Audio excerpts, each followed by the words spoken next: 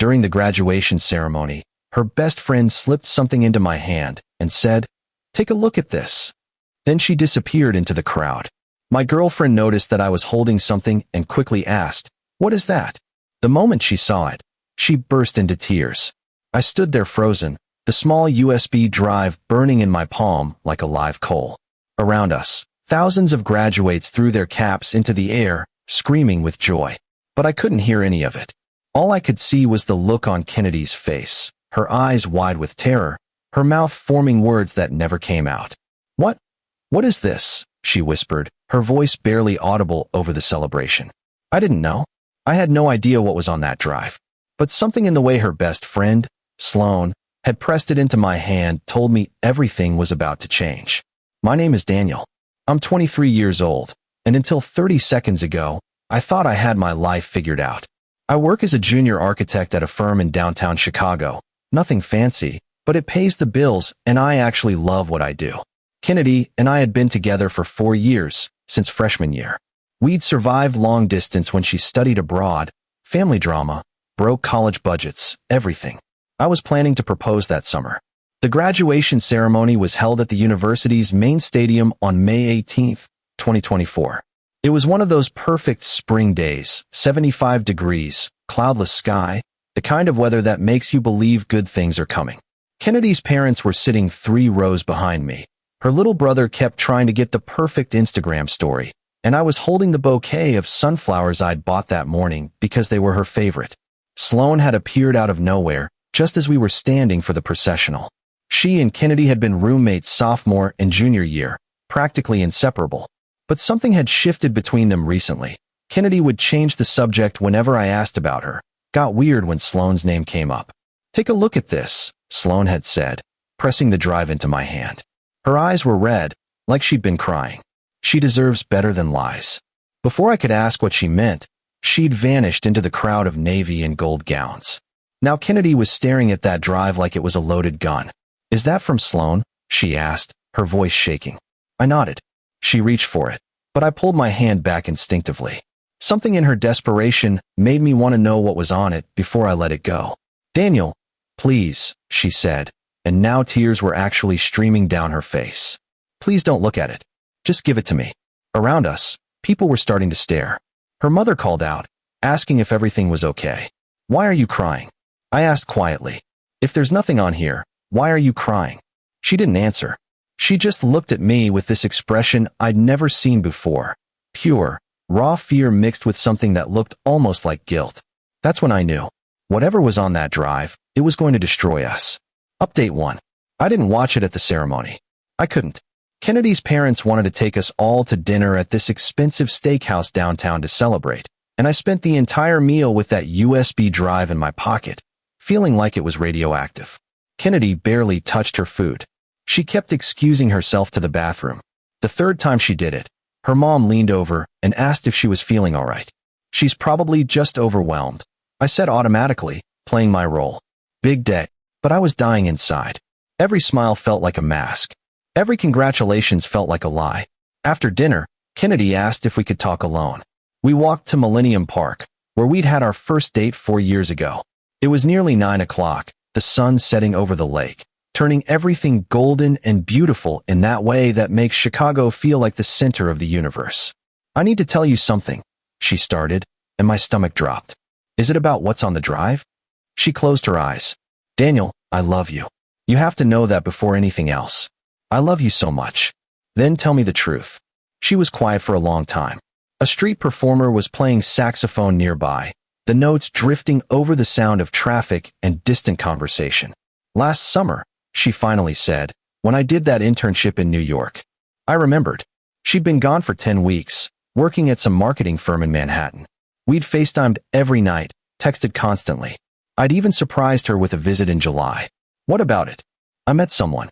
The world tilted. I actually felt dizzy, like the ground had shifted beneath my feet. "You met someone," I repeated numbly. It didn't mean anything. It was stupid and wrong, and I ended it after 2 weeks. I swear to God, Daniel, I ended it. "Who?" His name was Blake. He was a senior associate at the firm. 2 weeks. She'd cheated on me for 2 weeks and never said a word. I thought about all those FaceTime calls, how normal she'd seemed, how she'd told me she missed me and couldn't wait to come home. Is that what's on the drive? I asked, my voice strange and distant to my own ears. Proof? I don't know, she whispered. Sloan found out about it last month. I thought she understood, thought she'd keep it between us. But she's been acting weird ever since, saying I needed to tell you, that you deserve to know. She's right. I did deserve to know. I was going to tell you, Kennedy said desperately. After graduation, I was going to tell you everything. Bullshit. She flinched. I'd never spoken to her like that before. You were never going to tell me, I said. If Sloan hadn't done this, I would have spent the rest of my life not knowing. Daniel, how many times? What? How many times did you sleep with him? She looked away. I don't think. How many fucking times, Kennedy? I don't know. Maybe 10? 15. I actually laughed. It came out harsh and bitter. 15. Jesus Christ. I'm so sorry, she sobbed. I'm so sorry. It was the biggest mistake of my life. I looked at her, really looked at her, and realized I didn't know who she was. This person who could lie to my face for almost a year, who could say I love you while hiding something that massive, was a stranger. I'm going home, I said. Please, can we talk about this? There's nothing to talk about. I turned and walked away. She called after me, but I didn't stop. I just kept walking, past the bean, past the tourists taking selfies, past couples holding hands and laughing, blissfully unaware that everything can change in a single moment. Update 2. I drove straight to my apartment, a studio in Wicker Park that I'd been so proud to afford on my own.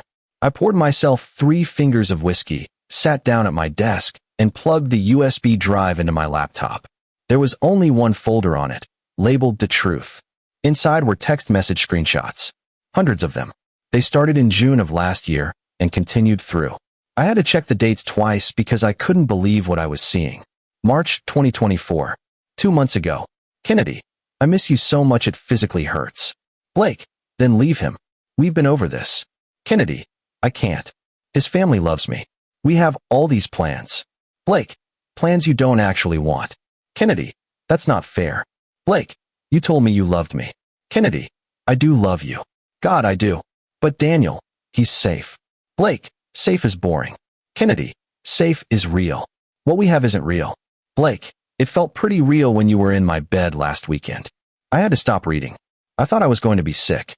Last weekend, she'd told me she was visiting her cousin in Milwaukee. I kept scrolling. There were pictures too. Them together at restaurants, at some rooftop bar, in bed together with her head on his chest. In one photo, she was wearing the necklace I'd given her for our anniversary. But the screenshots weren't even the worst part. There were bank statements showing transfers from Kennedy's account to someone named Vanessa Hale, Blake's ex-girlfriend, apparently. Sloan had included a note explaining that Kennedy had been paying Vanessa $2,000 a month to keep quiet about the affair. Vanessa worked at the same firm and had found out about them in August. $2,000 a month. For 9 months. I did the math. $18,000. Kennedy worked part-time as a barista and did freelance social media management. There was no way she had that kind of money unless. My stomach sank as I remembered the conversations we'd had about her parents helping her pay off her student loans early. How she'd been so grateful, so relieved. How she'd said it was such a blessing to start her career without debt. She'd been using her parents' money to cover up an affair. I don't know how long I sat there, just staring at the screen. Eventually my phone started buzzing. Kennedy calling, texting, leaving voicemails I didn't listen to. Around midnight, my roommate Caleb came home from his own graduation celebration and found me still at my desk, surrounded by empty glasses. Dude, what happened? He asked. Kennedy's been blowing up my phone asking if you're here. I showed him everything. Holy shit, he breathed, reading through the messages. Holy shit, man. I'm so sorry. She lied to me for a year, I said. My voice sounded dead, even to me. A whole year. What are you going to do? I had no idea. Update 3. I didn't sleep that night. At 6 in the morning, I finally responded to Kennedy's messages with a single text. We're done. Lose my number. She showed up at my apartment at 7:30. I wouldn't let her in. Please, she begged through the door. Please, just let me explain. You've been fucking him for a year, I said flatly. You used your parents' money to pay off his ex. What else is there to explain? Silence. Then, you looked at the drive. Yeah, I looked at the drive. All of it. Daniel, please open the door. No. I love you. I know you don't believe me, but I love you. I made terrible mistakes, but we can fix this. We can go to counseling, we can. There is no we anymore. I heard her slide down to sit against the door. She was crying. These awful, gut-wrenching sobs that once would have broken my heart. He doesn't even want me, she said after a while. Blake. He broke things off in March. That's why it ended. Not because I chose you, because he didn't want me anymore. Somehow, that made it worse. She'd only been faithful to me by default, because her affair partner had dumped her. My parents don't know, she continued. They think we're still together. They're planning this big summer trip for the four of us, remember? The cabin in Wisconsin? Tell them the truth. I can't. It'll kill them. They love you. Should have thought about that before. She was quiet for a minute. Then, are you going to tell them? About Blake, about the money? I hadn't thought about it. Part of me wanted her parents to know who their daughter really was. But another part of me just wanted this whole thing to be over. I don't know, I said honestly. Right now, I just want you to leave. Daniel. Leave, Kennedy. Please. Just leave. I listened to her footsteps retreating down the hallway, the sound of the building's front door closing. Then I finally let myself break down. The next few days were a blur. I called in sick to work, ignored my phone, barely ate. Caleb tried to get me to talk about it, but what was there to say? The person I'd planned to marry had been living a double life, and I'd been too stupid to notice. On day 3, Sloan texted me. I'm sorry it had to be like this, but you deserve to know. Why now? I wrote back. Why at graduation? Because she was going to accept his proposal. I stared at my phone. What proposal? Blake asked her to move to New York with him. He got a job at some big firm there. He wanted her to come with him, said he was ready to make it official. She told me the night before graduation that she was considering it, that she'd been living a lie with you and needed to stop. Then why did she turn him down? She didn't. She was going to say yes. She was going to break up with you after the ceremony, make up some story about needing space or wanting to focus on her career. She was going to move to New York in 2 weeks. I felt like I'd been punched. How do you know all this? She told me everything. We were drunk, celebrating graduation early. She thought I'd support her. When I said she needed to tell you the truth, she got angry. Said I was jealous of her happiness. That's when I knew I had to do something. Thank you, I typed. Seriously. Thank you. You're a good person, Daniel. You deserved better than what she was giving you. Final update. It's been 4 months since graduation. I'm doing better. Not great, but better. Kennedy tried to contact me a few more times in June, but I blocked her on everything. I heard through mutual friends that she did tell her parents we broke up, though she apparently fed them some story about us growing apart and wanting different things. Her mom called me once, in tears, asking if there was any way to fix things. I told her gently that there wasn't, and left it at that. Some part of me still cares about them too much to destroy their image of their daughter. Turns out Blake actually did dump her again in May, right after graduation. She'd been counting on moving to New York with him, had apparently even broken her lease, and he told her he'd gotten back together with Vanessa. So Kennedy ended up moving back in with her parents in the suburbs. I found out from Sloan that Kennedy had a breakdown in July, had to start therapy. Part of me feels bad about that. But mostly, I just feel nothing. I got a promotion at work in August.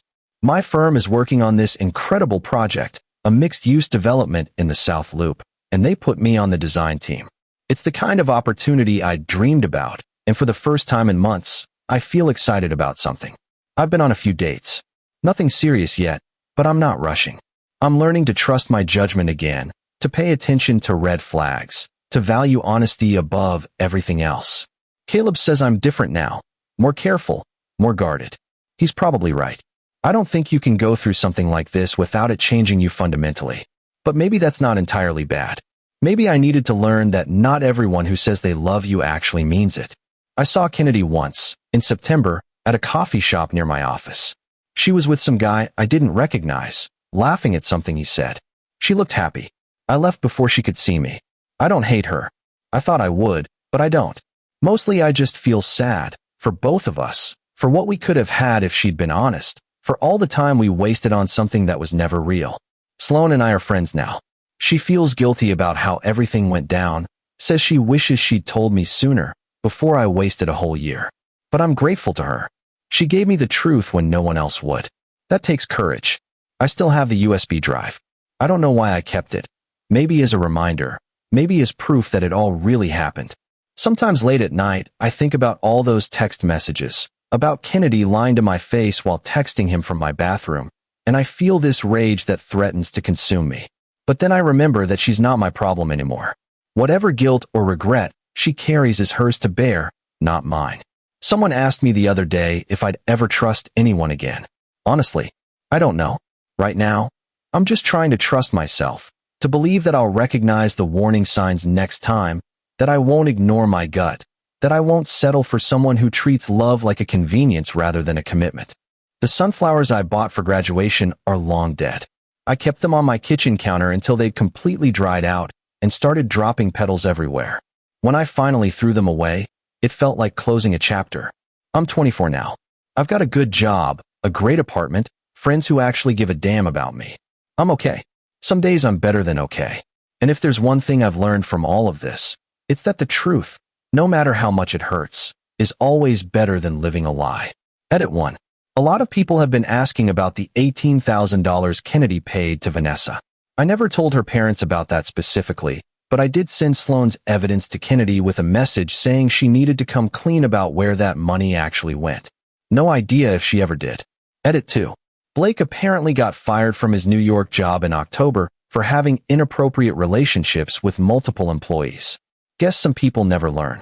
Edit 3. I'm not looking for advice or sympathy. I just needed to write this all down to make sense of it somehow. If you're going through something similar, someone's handed you a metaphorical USB drive. I guess all I can say is, look at it. The truth will hurt like hell, but at least you'll know where you actually stand.